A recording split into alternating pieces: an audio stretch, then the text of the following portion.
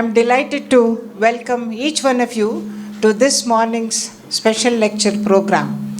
The special lecture on Is the Constitution in Crisis by Dr. Aditya Sondhi, organized by Mysore Open Forum. Thank you very much, Ravi ji, for your friendship and for this personal invitation. The Indian Constitution is, of course, far from perfect. It has great scope for improvement. It has scope for reform. And this was indeed one crucial facet that the Indian Constitution makers and parliamentarians later chose not to grapple with. Obviously, or ostensibly because of the the nature of the operations of the intelligence services, but that has never precluded other developed constitutional democracies from having a constitutional regime over their intelligence outfits. But that made me wonder, if you were to ask this question, is the constitution in crisis, say a month ago before the electoral results were out, at least to me the question would be in a sense rhetorical.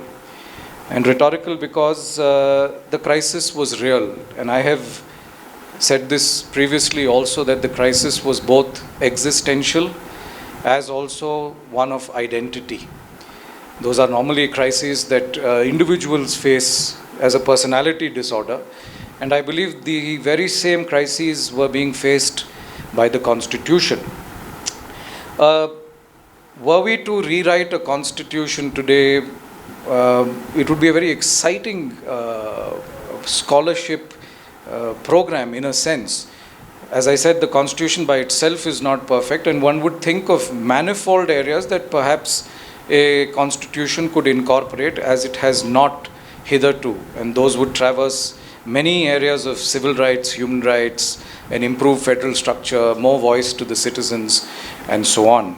But the reason I termed this a crisis is because the narrative that was being built up, rightly or wrongly, was that we were going to be grappling with a new constitution which, in a sense, redefined our grain as people.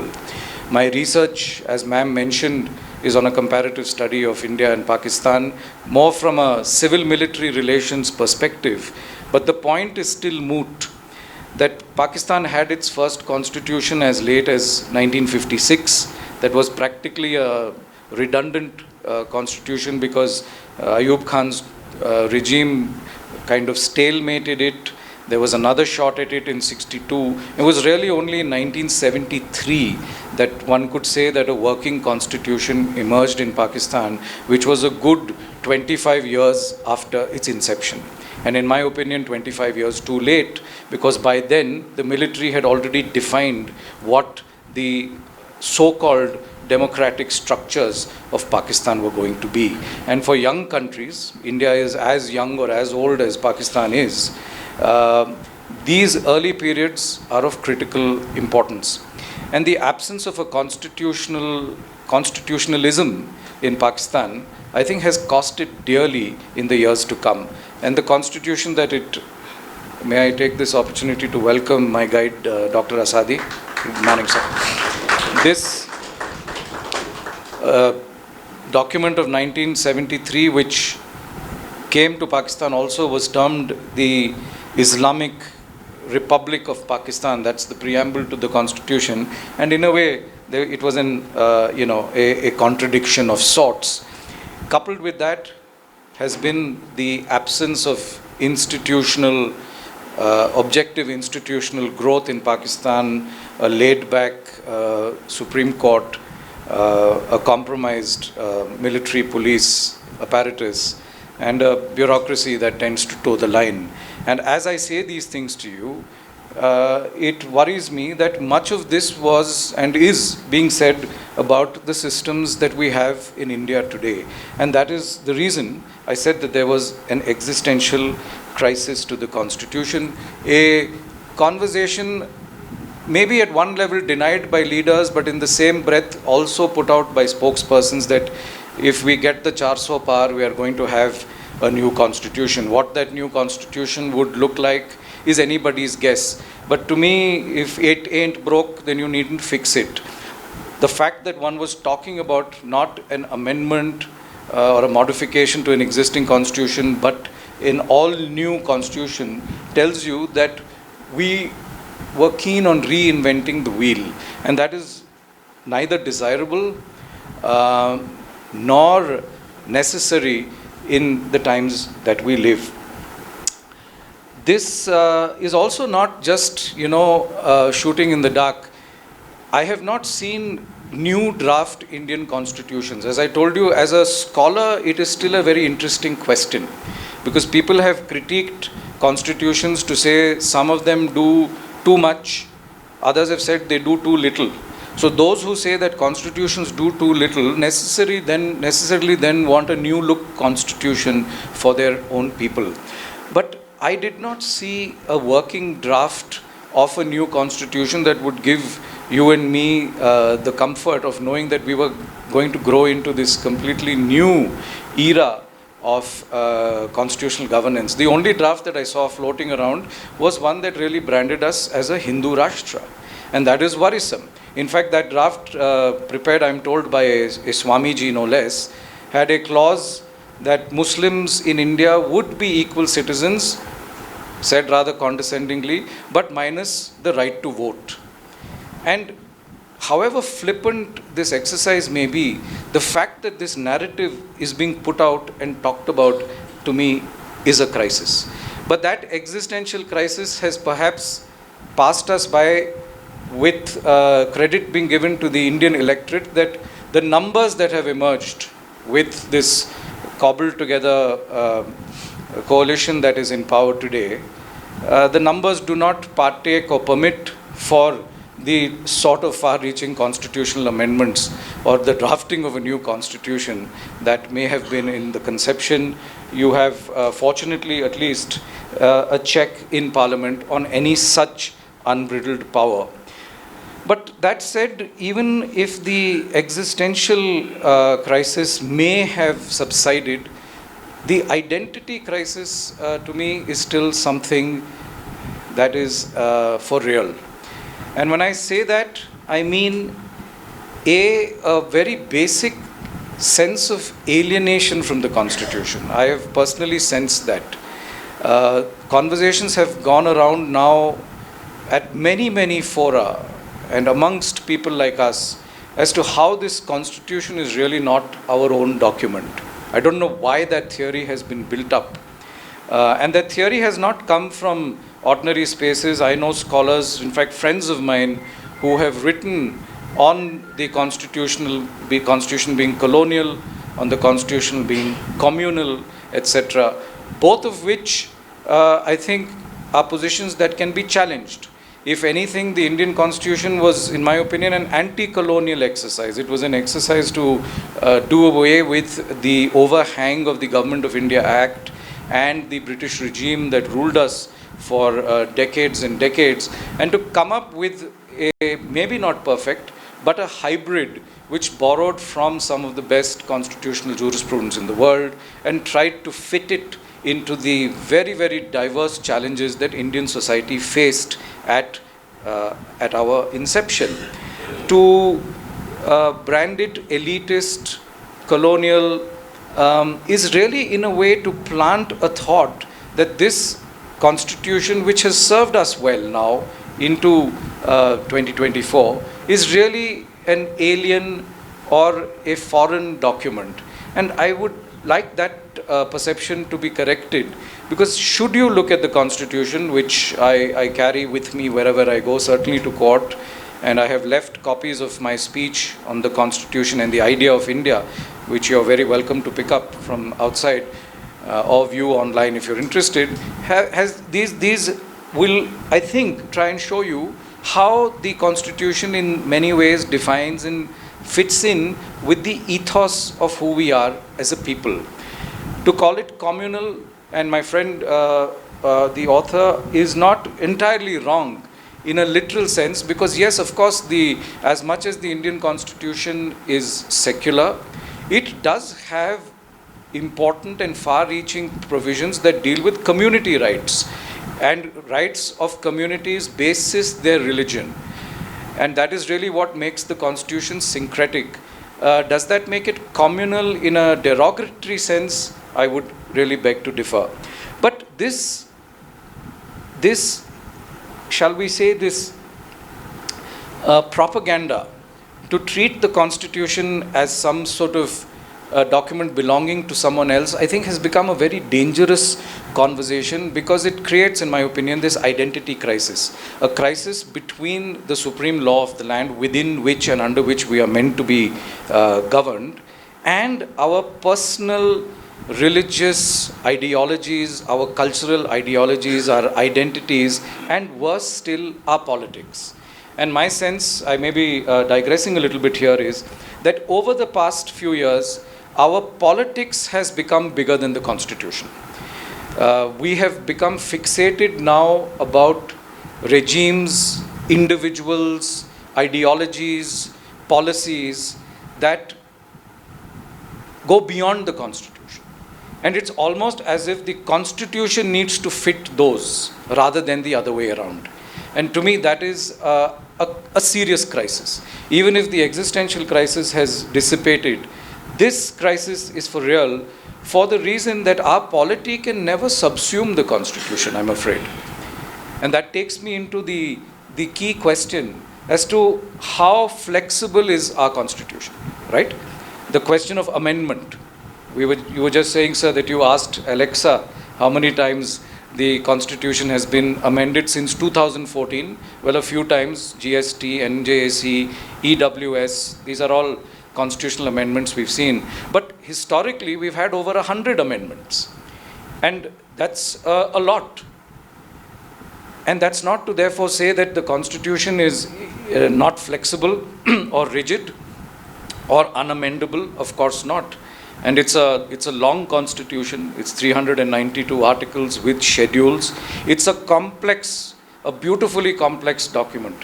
Any of us who have studied the constitution or practiced constitutional law or taught it or read around it find the fascinating web of jurisprudence that permeates this document. It's not an easy document. And it's also a document that was arrived at by way of consensus. We speak today about coalition politics. The arrival of a constitution quickly after our independence was also an exercise in coalition. Dr. Ambedkar is rightly credited as being a founding father, but he's still a founding father. And he had to take along with him views and people and perspectives that were regional, that were ethnic, they were caste-based, that came from completely different positions. And that we were able to achieve it in such a short span of time is in itself, I think, quite an incredible exercise. That said, the need to amend is but real. And some of the best or the better changes to the law that we have seen have actually been arrived at through constitutional amendment. The right to education. Can anyone fault it? It came through a constitutional amendment, Article 21A. The change to the right to property, and of course this may aggrieve property owners and capitalists, but it may thrill socialists and those who look at social justice and economics, that the right to property was moved from being a fundamental right to a constitutional right, a sort of a downscaling of that right, so that it opened doors for the government of the day to be able to acquire private property for larger public interest. Otherwise, that would have been near impossible once the right to property was elevated to that of a fundamental right. An example that's closer home is the amendment that provided for Article 371J, Kalyan Karnataka, and I believe you're having a speaker on the topic soon, to be able to recognize regions within states, like we have in the Hyderabad Karnataka region, to provide for special rights and reservations for folks from those areas.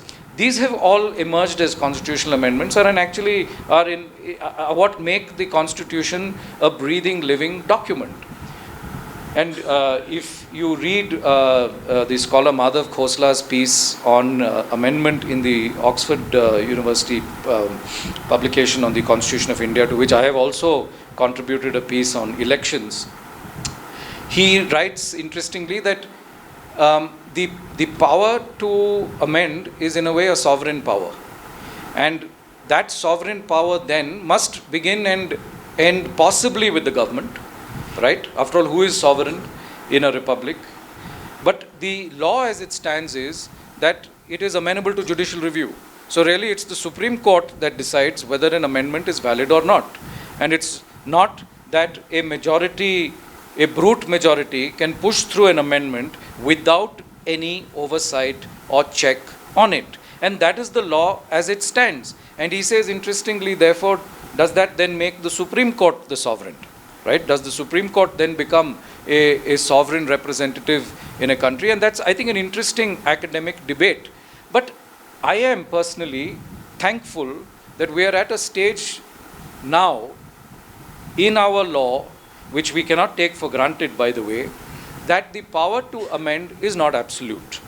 And that power to amend is subject to what you call the basic structure test. That any amendment cannot do damage to the basic structure of the Constitution. And should it violate that basic structure, that amendment would be struck down.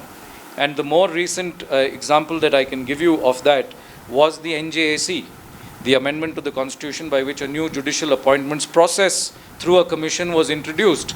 And the Supreme Court struck it down as being an unconstitutional amendment because it eroded the independence of the judiciary. It did not sit well with the basic tenets of the Constitution of India.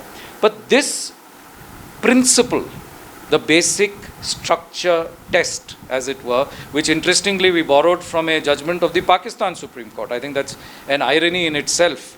The judgment in Chowdhury's case, where the phrase was basic features, which is really the same in a sense as the basic structure. That principle was invoked by a very thin majority of 7:6 in Keshwanand Bharati.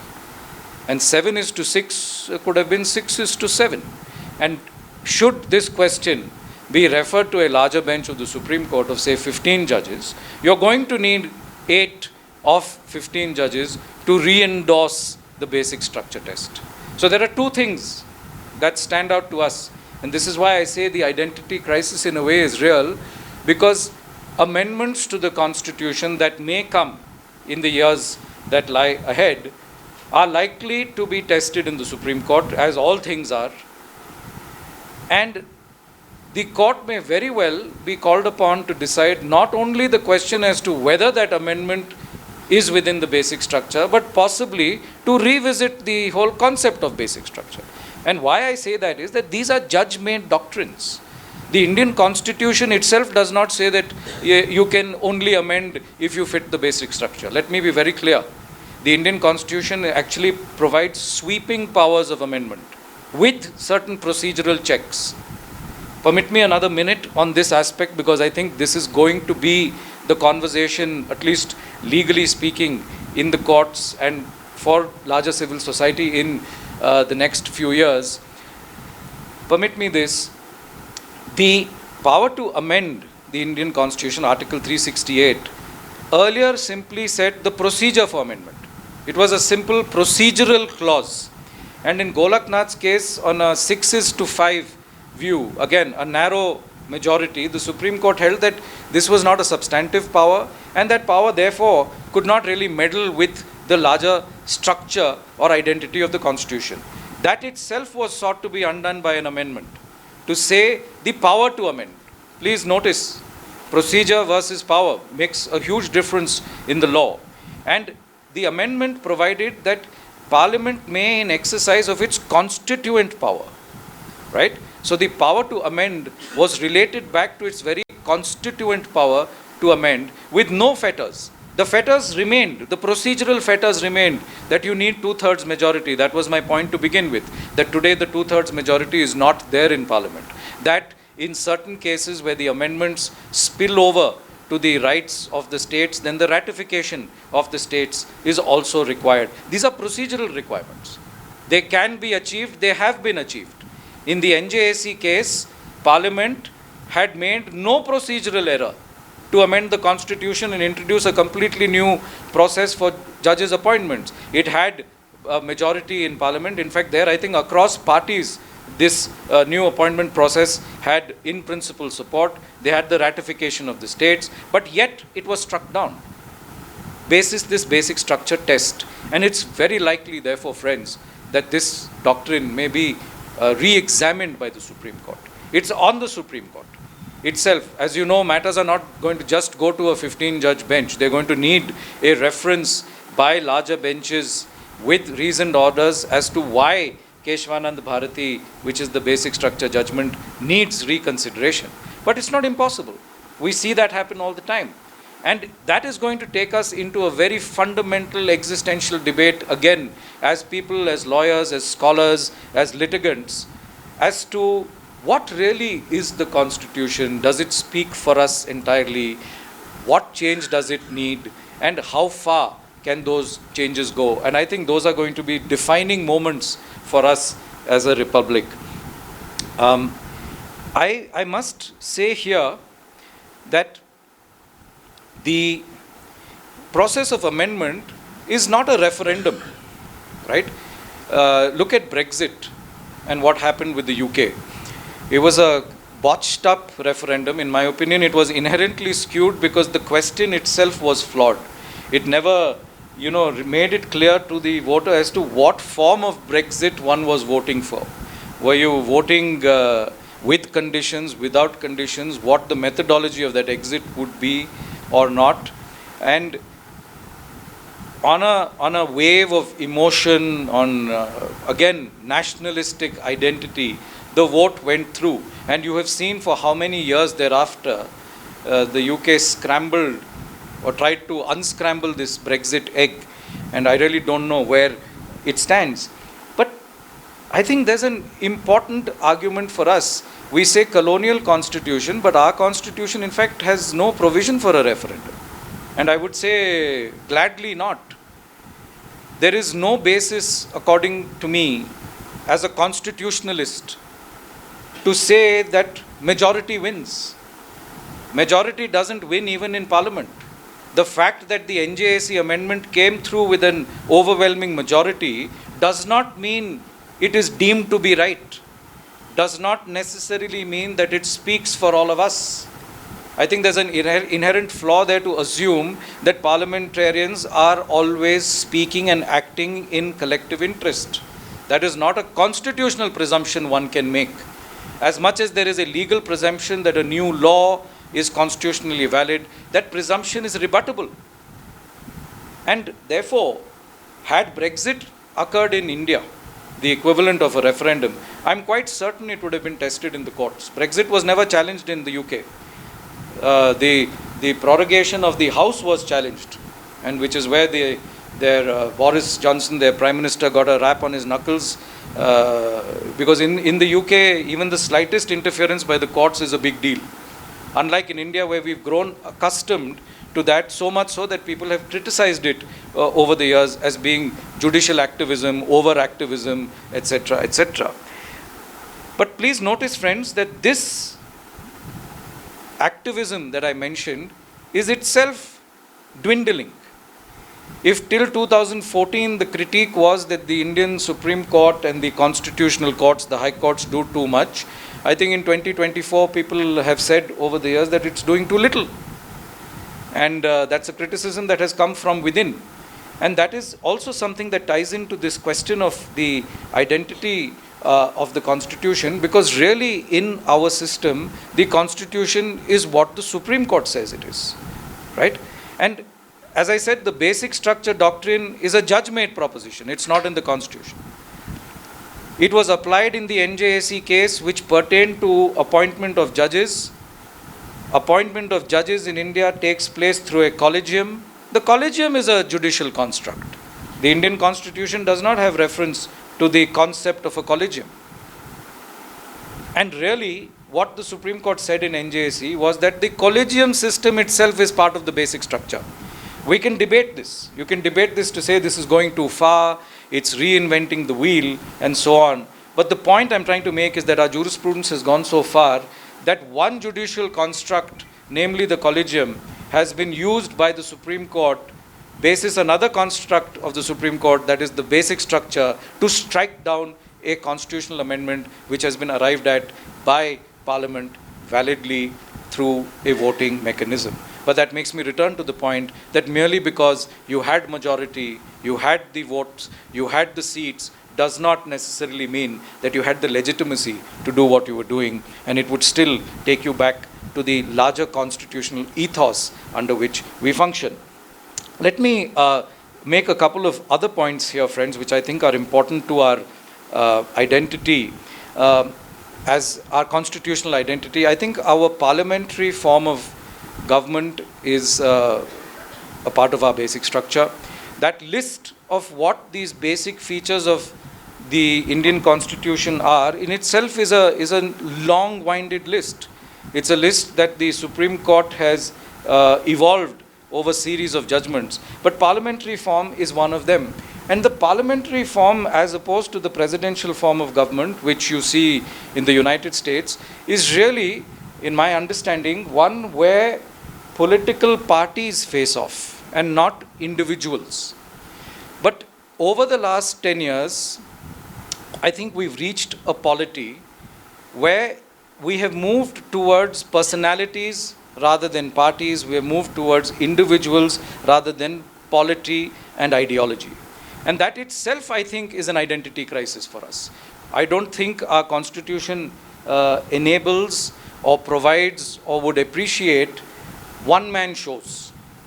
We grappled with or experimented with a one-woman show in Mrs. Gandhi's regime, when we saw some of the most serious violations of our constitutional ethos, the imposition of the emergency, and all of the violations that went with it. But as she found out, as the Congress party found out, and as we as Indians quickly discovered, that was really not an experiment that one could go on with for too long. The electorate voted her out, and in an ironical way, that was really the genesis of the Bharatiya Janata Party.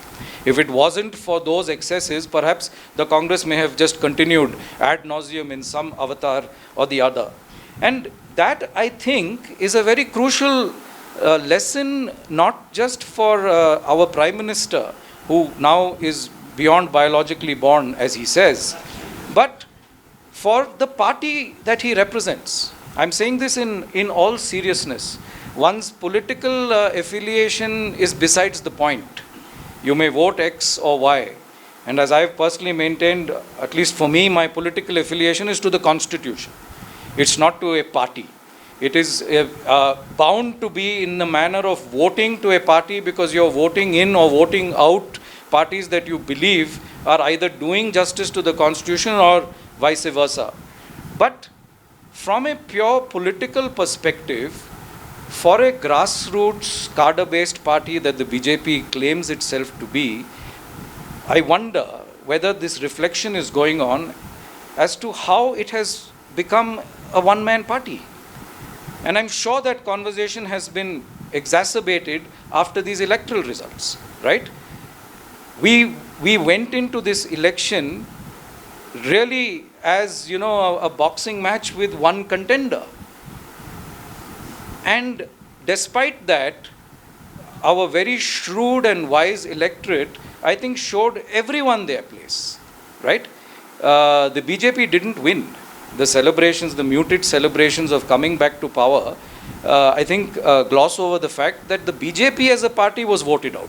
Of course, with its friendly coalition partners, it is indeed in power, which is very different from the 400 par, the new constitution conversation that I began with, right? The Prime Minister himself won, maybe I won't say narrowly, but not as handsomely as he would have liked to, right? The BJP lost in Ayodhya. If the temple was the centerpiece of this election campaign, I think the people of Ayodhya gave you a fitting answer, right? And that vote bank in Ayodhya is not a minority vote bank. It was people of your own who voted for you hitherto.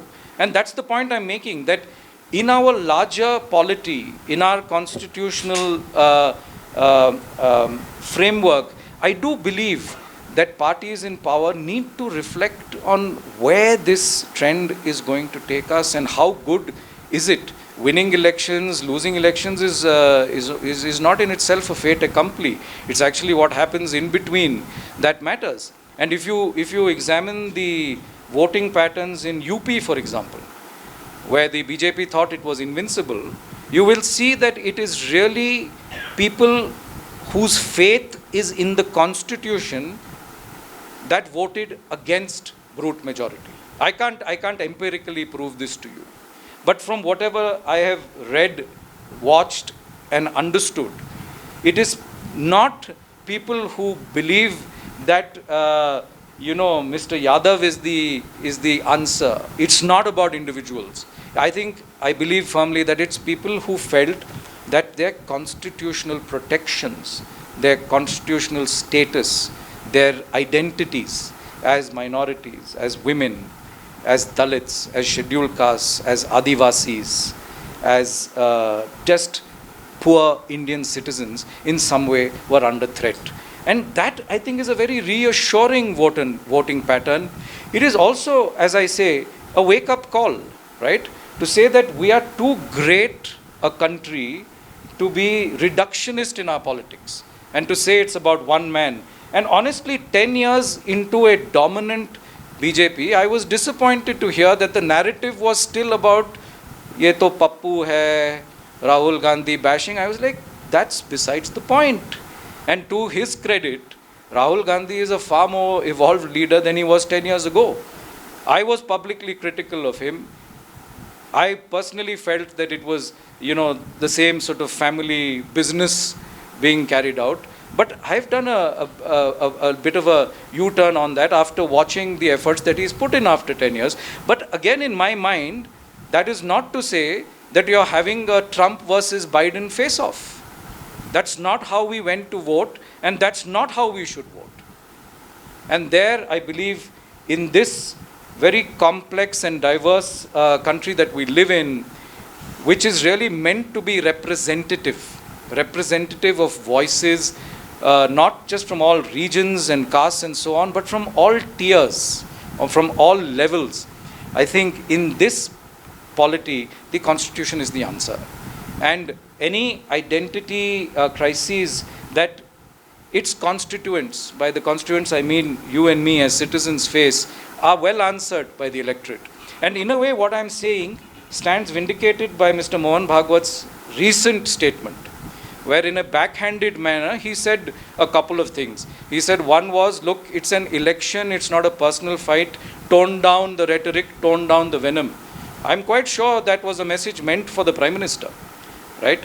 The language used in this election is itself, I think, an affront to our Constitution, right? We're in an era where free speech for journalists, for activists, for lawyers, for bloggers, for satirists is a luxury. And the smallest line that is crossed could mean an arrest, and an arrest with no bail. But for the Prime Minister, hate speech is free speech. And that takes us, friends, to the institutional role. Pardon me if I'm taking a bit longer, but I'll take a few minutes. Let me complete, sir. I'll take your questions later.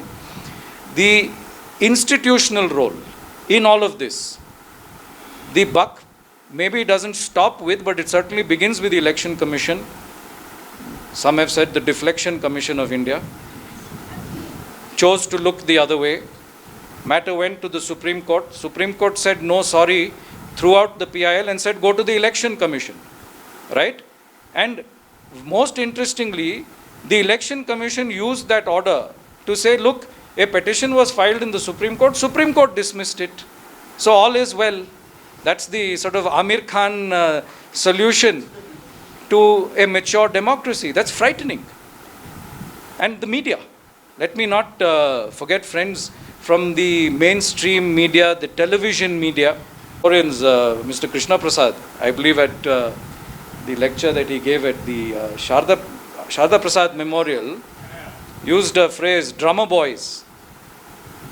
Dr. Ambedkar had originally used that phrase. The media are drummer boys for political leaders. This he said 75 years ago. But those drummer boys and today's drummer boys, gosh, there's no end. the ultimate sycophants. And not that I watch mainstream television media anymore, because really there's no one there you can believe, but you can't escape clips, since we are all products of WhatsApp University. The clips that come to you, someone sent me one of our friend Arnab, and he says, "Sir, hum par ho gaye, 275, we have crossed." We have crossed? Aapka Republic TV to is not a contesting party, you're not a candidate. But this Freudian association with the mainstream, for what? For power, for vindication, for safety. I'm afraid all of this, friends, in what I'm saying, is the crisis that I'm talking about. Because institutional independence, checks and balances. Why is India not Pakistan? Because our institutions historically may not have been perfect, have stood tall. The military has been apolitical and secular. General Mambatkare is here, he has written about it. Can that be said today about the Indian armed forces? That's a conversation that's going on. The Supreme Court, the Election Commission, the bureaucracy, the police, and civil society at large. The fact that there is apathy, there is doubt, there is sycophancy, there is personal alliance over objective, dispassionate action, all of which, friends, I don't know if we realize, the coming together of all that is actually a serious crisis for the Constitution. The casualty there is the Constitution, because none of these fit in to the constitutional ethos in which we function. Dr. Ambedkar had said, if our Constitution fails, don't blame the Constitution, blame the people who implemented it. And how prophetic is that proving to be today? The other thing Mr. Bhagwat incidentally mentioned was Manipur. And thankfully, maybe late, but thankfully mentioned. And I was reading an article recently by a journalist called Grishma in the Caravan, where she speaks of the goings on in Manipur, and she mentions a militant outfit called Arambai Tengol, AT, which is really an extra constitutional militant outfit that is practically running the state. And as shocking or radical as that may sound, what troubles and should trouble us is that there is no other narrative or news coming out from the state. Why do we not know this? If she's wrong, please challenge her. But I don't see any alternative theory to it. I don't see news other than saying there have been riots, there have been so many deaths. And that is the other problem with the mainstream Indian media. It's become so squeaky clean now, it's unable to tell you the real story. There's no point in saying 8 people died or 80 people died. You need to know the way that balance of power in that state has shifted, and this is our own state. Where the Prime Minister was worked up about the fires in Kuwait, and rightly so, but then somebody tweeted saying, what about the fires that are burning in our country? You haven't been to Manipur. The RSS thinks you should go to Manipur. And what if, God forbid, the return of terror in J&K, as we're seeing, what if those viruses begin to spread? And they can. Historically, they have. You know that in many, many parts of the country, there is an uneasy peace. But thankfully, a constitutional writ runs in almost all of them. Right? And if you have a state in your country where a militant outfit is challenging the establishment, and the establishment is not able to push back, and those of you in the security, defense security area will know the very, very uncomfortable arm wrestle that took place between the police and the army in Manipur. Very frightening scenario where you have security, paramilitary, military outfits being required to take positions based on their personal politics, their allegiance to their people. All of this, friends, does not fit in with the constitution under which we function. All of this leads to identity crisis, and we have therefore a lot to think about. I did have other points to make. I don't have the time to go into them, except to say that as much as the other basic structures, democracy is part of our basic structure, but naturally. And how democratic, how free and fair are we? How much scope does the opposition have with the absence of debate, the suspension of MPs from the House, the freezing of accounts, a lopsided institutional media dominance. How much does that generate or regenerate democracy is a question we have to think about. We have to think, of course, about the institutional role of the Supreme Court itself, and the role, of the court in hearing matters, not just big ticket matters. People, scholars have said that it was becoming an executive court, a court that was abdicating, not deciding. Habeas corpus petitions were being put off. But I believe along with that also comes to the fore the role of the bar, to which I belong, and how free and how fearless and how, I can't say apolitical, but how politically objective is the bar, I think is a very important conversation for us to have if we are to look at our constitutional future. And of course, the serious crisis that the rule of law is facing. This whole demolition culture that has come to be, and you're reading about it. However heinous that Pune car accident may be, I don't know how you can go and demolish the father's resort. That may have happened in Idi Amin's time, but it's happening.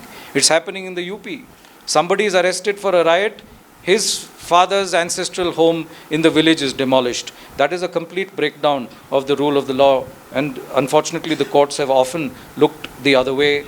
The denial of bail, the very serious imposition of stringent enactments against the folks I mentioned, activists, satirists, lawyers, journalists, etc., where getting bail itself is a practical impossibility, the anti-conversion laws and so on. I think all of this in some way is challenging the premise that we function under a serious constitutional democracy. But that said, friends, I think, as they say, never waste a crisis. And it's therefore time for us, and I'll try and end on a slightly more, on a brighter note, which is to say, what can we and what have we made of these crises? And I'm personally very proud to say that as much as there has been a push or a pull to the extreme, the countervailing forces have been as strong. I can't necessarily say that about all political parties. The coming together of the India Alliance, fair enough, it was an important posturing. It has its own challenges to stay together as a political alliance. But the manner in which civil society, fora like these, have come together to viscerally engage with these issues, right? And the courage that people have shown, that the indie media has shown, the startup media with really no financial backing has shown, that YouTubers and bloggers have shown, right? I mean, such a fine body of stand-up comics and satirists who are doing it at great risk.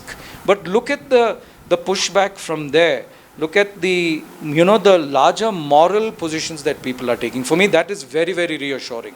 I don't know how in all of this time I didn't use the phrase constitutional morality. I should have. The Indian Constitution is not its letter. It's its letter and spirit. And that spirit is the spirit of constitutional morality. The need to do the right thing, dehorse the letter of the law. And that's where I think I'm not wrong to say the axis of moral positions that has come to be drawn over the last few years, I think is very reassuring. It is a silver lining in an otherwise dark cloud that people have now said that we need to stand up for what's right. And I'm quite tired. Many times you do a talk like this and lastly they'll say, oh, new Congress voter. Let's not be reductionist, right? I have been fiercely critical of the Congress when it was in power. That I believe is our job. If we speak about the Constitution, any abuse of power at any level must be called out. But the if not apolitical, the extra-political movement that we're seeing, unfortunately not organized, not structured, but the farmers' movement, there may be pockets, the protests that take place, right? They show that the people at one level are just sick and tired of a toxic venom that is being built into Indian society. And here, I don't think the blame is on the politician alone. The blame is also on us. My friends my extended acquaintances, my professional colleagues, not all of them, but many of them speak that language. It's become us and them. We speak of minorities, of Muslims, of Christians, of political opponents, people with a different perspective, of liberals, etc., with a certain tone that others. And that is apartheid. And I don't now have the time to go into those illustrations, but trust me, there are illustrations galore. Just yesterday, you must have read about how certain members of a society in Baroda protested the induction of a Muslim resident. This is modern constitutional India. And let's not say this is isolated, this only happened in Baroda, this only, hijab only happened in North Karnataka, this only happened in Ayodhya. No, it has permeated. It has permeated the way we think, the way we behave, and even at the time of election. I am afraid the reducing but still significant number of Andh-bhakts was still being fed the same diatribe. Population increase, Hindus at threat. What paradigm is this? A country that has been able to achieve a constitution and with its imperfections, as I said, go through 70 odd years of standing tall, of growth, of evolution, with all its aberrations, to suddenly now find itself reduced to this conversation and no more, I think is frightening. But I believe that it is this crisis that has also given rise to a newfound spirit of constitutionalism. When Rahul Gandhi displayed the constitution, I think it was a moment in itself. Political allegiances apart, I think it was nice to see that this book, people have said it's a book. What threat does a book have? Well, if you see it as a book, it's a book. But if you see it as a DNA, then I'm afraid, friends, the crisis is real. I'll stop with that. Thank you. Thank you, sir, for the very communicative way in which you spoke.